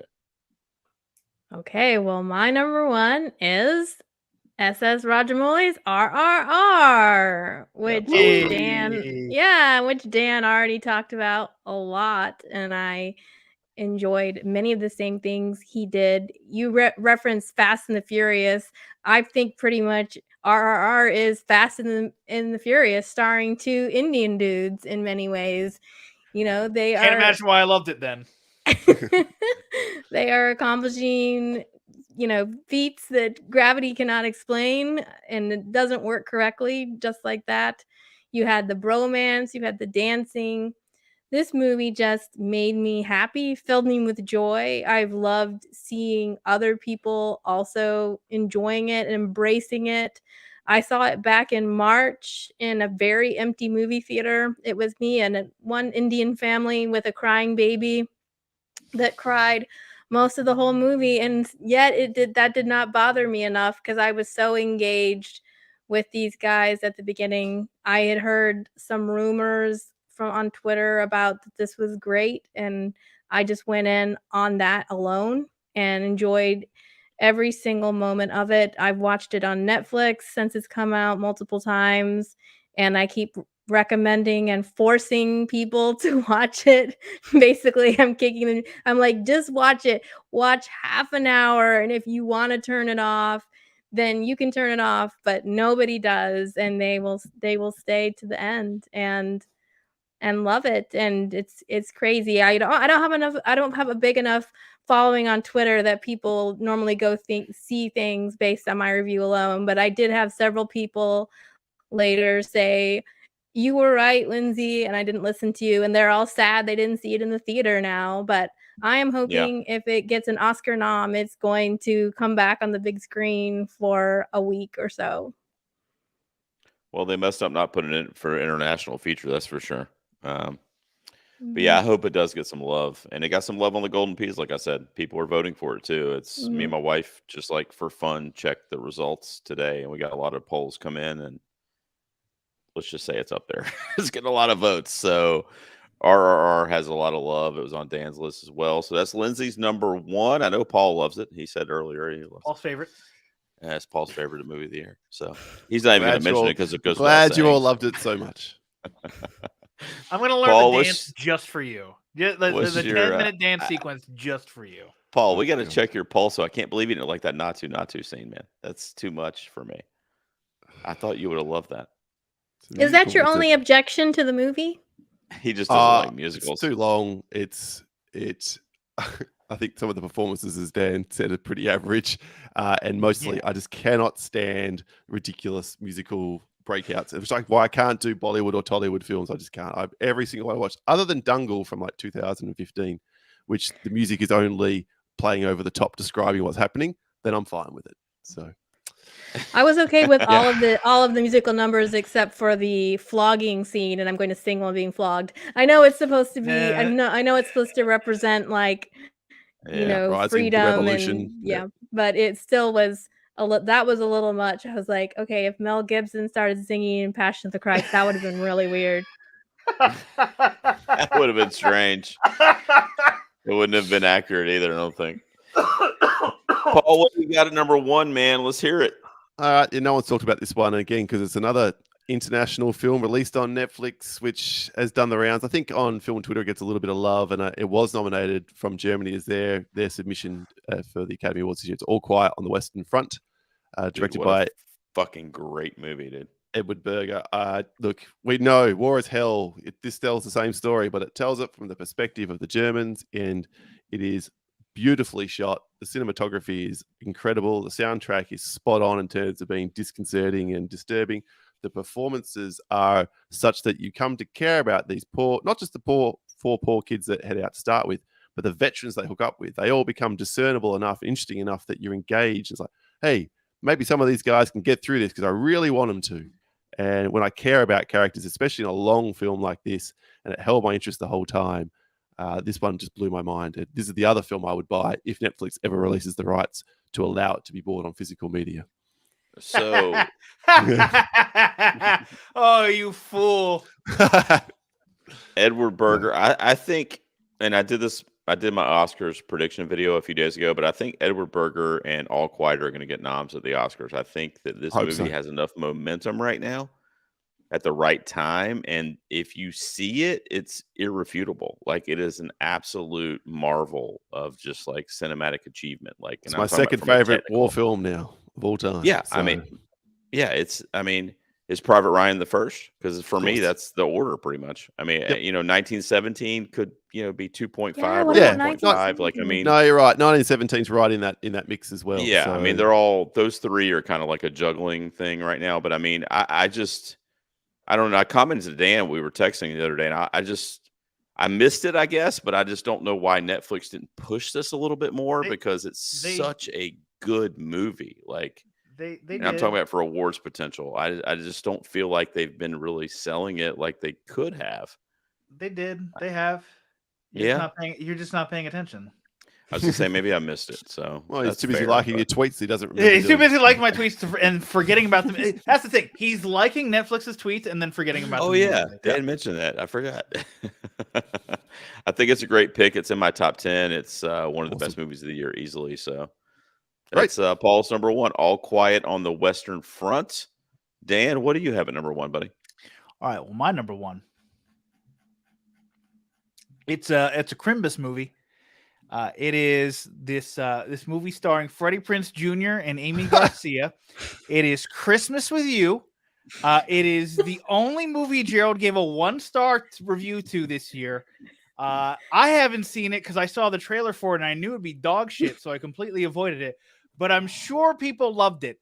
Let's go to this 6 out of 10 review on IMDb that says Amy Garcia is the standout in the by the numbers movie. This is a completely by the numbers Christmas rom-com. I'm done. No, it's everywhere. It's everything everywhere all at once. Like, oh, that's right. Yeah, we talked about which one's Christmas with You though. Who's in that one? Who stars? Freddie Prinze Jr. and Amy Garcia. Oh, that's the. Oh yeah, no, you gave it a 1-star rating, and I was like, no, that's horrible. That's the number one right there. That's not even a question. The movie's not good. Wow. Yeah, I know. I watched the trailer for it. All right. Oh so no! Everything I'd drive a railway spike into my head, please. So Everything Everywhere All at Once is yours. Yes. Let me make that comments from Christopher. Let me make these notes real quick. It wasn't complete trash. Okay, Yanni, I'm sure that's not true. I'm sure it was complete trash. But like, why? Oh, you have a wife. That's why.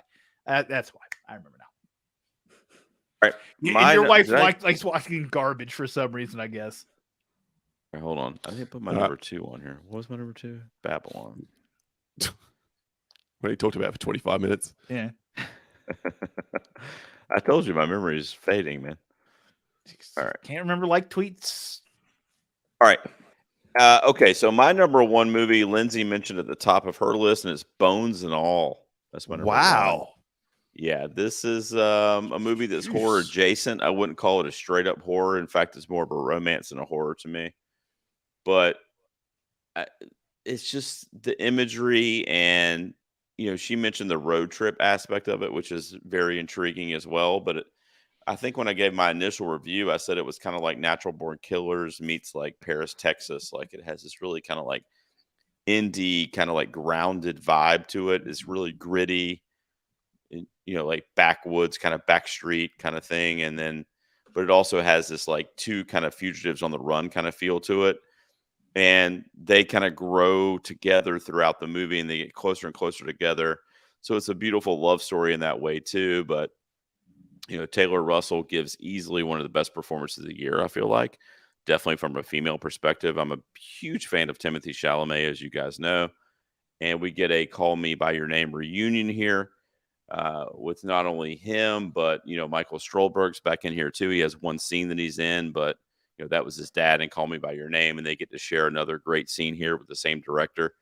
So, this movie just floored me. I mean, it's a 5-star film for me this year. And I only had 2 this year that were 5 stars. And this is one of them. And it just left me speechless. Like, I just couldn't believe the dedication to the relationships and the story that we kind of live through with these characters. So I know that Lindsay saw it, obviously, but I know you two haven't seen it. So I would highly recommend it.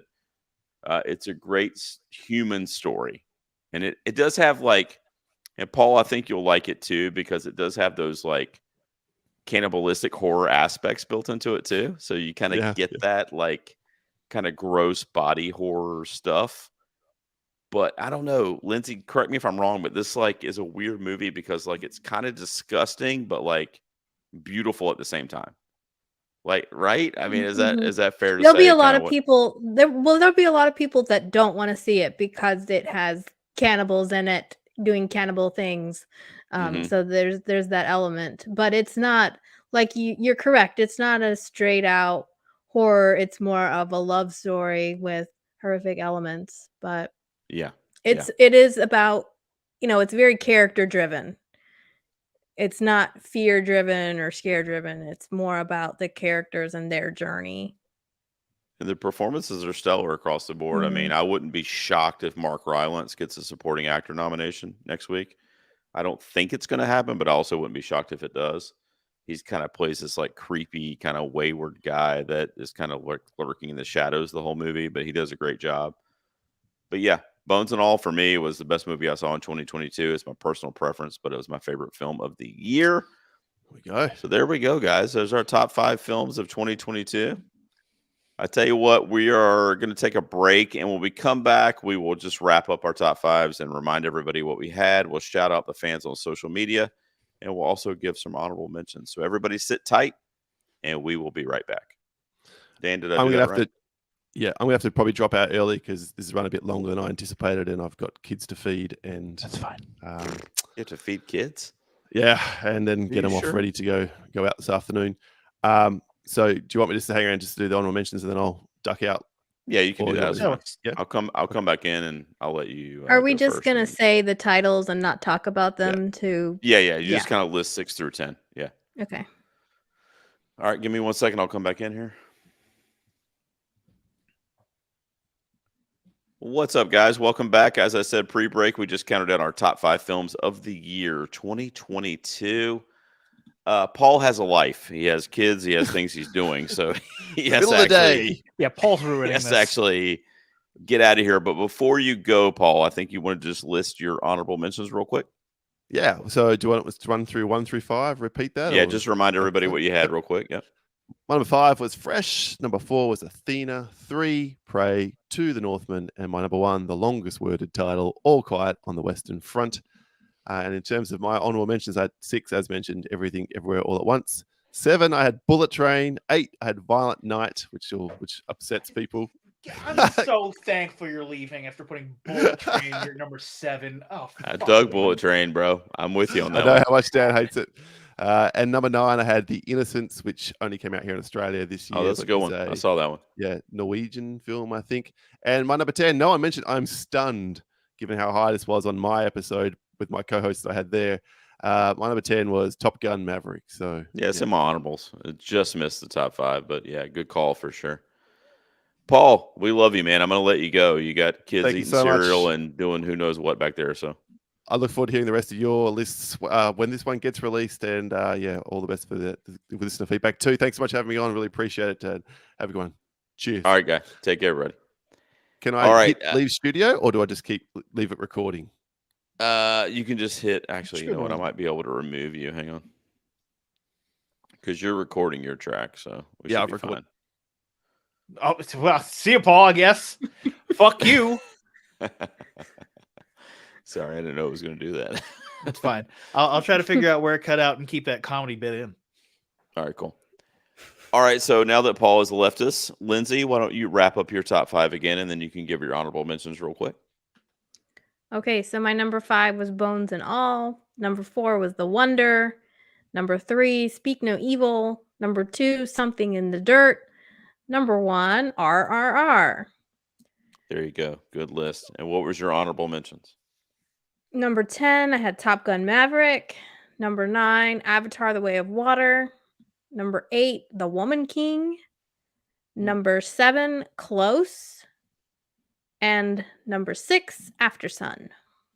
Good one. A couple sentimental ones there with After Sun and Close. Close wrecked me. We saw that together, actually. Yeah, that one killed me. That's in my top 15-ish, but it didn't quite crack the top 10, but I did love that movie.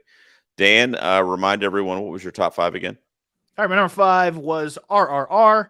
Number 4 was The Batman. 3, Athena. 2, Glass Onion, A Knives Out Mystery. And number 1 was Everything Everywhere All at Once. And my 6 through 10 would be Hustle, the Netflix movie. All Quiet on the Western Front, the Netflix movie. Prey, not the Netflix movie. The Takedown, which is another French language movie on Netflix, which everyone should go watch. And my number 10, my great shock, Enola Holmes 2. Oh, wow. That's actually to my shock as well. Yeah, I can't believe it either. Wow, I didn't see that coming. All right, so to round up my top 5 real quick, I had X at number 5, just for Dan Brennick. My number 4 was Prey. Number 3 was Everything Everywhere All at Once. Number 2 was Babylon. And my number 1 was Bones and All. And then to round up my top 10, my number 6 would have been Top Gun Maverick. Number 7 would have been The Worst Person in the World, which is a movie that actually came out in 2021, but we didn't get it here in the States till last year. Number 8 would have been All Quiet on the Western Front. My number 9 would have been The Batman. And then my number 10 would have been a movie that I fucking love. I don't care what anybody says. And that's Cha-Cha Real Smooth, the Apple TV original Cooper Ray film. I love Julio. Love that movie. Dakota Johnson, let's go. All right, so how we end every episode, guys, is we head over to social media and we see what the fans had to say in the old suggestion box. So, Dan, you're going to have to take this out. I'm so sorry. Give me a second. Also, it's Facebook's fault, not really mine. So It's always Facebook's fault. Like, Edit what out? Yaney, I edit out things that shouldn't be edited out. So I over edit. So yes, everything that needs to be edited out will be edited out. Is he giving you pointers over there? No, he's like, Dan probably won't even edit that out, which is, I don't know what I would be editing out there. And then he also said Dan gave up playing Magic for this, which is true. I didn't play Magic the Gathering tonight, and it's your fault. Oh, I'm sorry, man. All right, I'll come back in here. So I just said over there, what was your favorite movie of 2022? Pick one. And for some reason, I'm looking at paragraphs here, so I'm guessing they didn't follow the brief. But They never Tony do. Tony Dobish, patron and friend of the show, says All Quiet on the Western Front. He says it's an instant classic war film. I happen to agree with him there. Jared Taylor says Everything Everywhere All at Once. Dan Brennick says the Nutcracker Massacre. I forgot I wrote that. Joey, friend of the show, says Everything Everywhere All at Once. Let's see. Lindsay, you commented not knowing you were going to be on the episode, but you said RRR. John Campbell also says Everything Everywhere. Brett from Dissect That Film says Top Gun Maverick. Josh says he didn't get to any or that many new releases in 2022, but he really loved The Bad Guys. That was the animated film. Brad says Prey. Let's see. Dan Roski says for him it's a coin flip between The Banshees of Inisherin and Crimes of the Future. What'd you think of those two, Lindsay? Well, Banshees you said was a little bleak, right? Yeah, it wasn't the heartwarming, cozy Irish, movie that I was expecting. What was the other one? What He it was the said one you Crimes of the mentioned? Future. Crimes of the Crimes of the Future. Yeah, it was an interesting movie. It didn't quite gel for me. From the menu, gel. It didn't gel. Yeah, that's Cronenberg. So I haven't seen that one yet. Let's see. Sean Ennis says The Northman. David Powell also says The Northman. Let's see. Phil Rude is mentioning Guillermo del Toro's Pinocchio and Nope, the Jordan Peele film. Dan, as a Netflix guy, what'd you think of Pinocchio? Beautifully technically beautiful. My God, do I just not care? The whole fascist thing was interesting, though. Like, I'm actually shocked to see the animated movie go like, "Hi, we're in World War II. The Italians are fascists," Right. and just throwing that at you. Like, because I vividly remember the animated movie, and it's like, we're at the island of donkeys now. And it's like, okay, what's this movie? Is it Island of Donkeys? Oh, the fucking fascist boot camp. That's interesting. Yeah, wow. Weird turn. All right, so how about to end tonight's episode? Now, every year, with the exception of last year, because I was on hiatus, Amanda from Amanda's Picture Show joins Dan and I and does our top 5 movies of the year, but she couldn't join us tonight.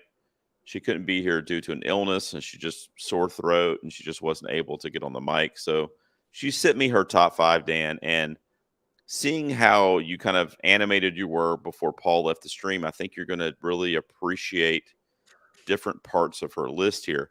But this would be Amanda's top 5. Number 5 would have been Bullet Train. And I promise I can screenshot it to you. I swear to you. Number 4 was Glass Onion, a Knives Out mystery. Number 3 was The Banshees of Inisherin. Number 2 was The Batman. And number 1 was Everything Everywhere All at Once. That would be Amanda's mostly top good 5. list. Bullet Train, bad movie. So there you go, guys. Paul obviously left, but I'm going to have his information in the show notes for you guys as well. If for some reason you don't know where to find him and Wayne, you can look him up. Lindsay, tell them about one of my stories and where they can find you online. Yeah, my website is oneofmystories.com. That is with the number 1. You can also follow me on Twitter, Letterboxd, YouTube, Apple Podcasts, SoundCloud, at One of My Stories. And I do movie reviews. I'm an NC film critic, Southeast film critics. Right now, I'm really into the Netflix series 1899. So I'll be maybe talking to Dan about that later. I'd like to know more about his take on that show. Saw some of your stats, but that's where you can find me. All right, cool. Dan, you want to tell them? They know who you are. I mean, Yeah, you can find me at thecountdownpodcast.com. You can also Google The Countdown Podcast. Also check out anywhere on Twitter, The Countdown PC. Check out our Facebook listener group, The Countdown Podcast listener group. Oh, man. Where all of our fans go to interact with us and send us horrible memes that aren't actually very funny. You guys are the best. I'm sorry, you guys deserve to be roasted. Those memes in there are fucking terrible sometimes. My God. They're just having fun, man. You guys, I appreciate you guys being here, and Paul, of course, as well. So thank you so much. This is always a big episode every year. It always runs along. It's a healthy discussion. So aside from my Babylon pick, I think it went pretty smooth. So hope you guys had a good time. And to everyone listening, thank you so much for tuning in. We will be back next week with another top 5. Until then, everybody take care. All right. I'm gonna end broadcast, but Lindsay, don't leave because I want to make sure it keeps you recording. Gotcha. And I don't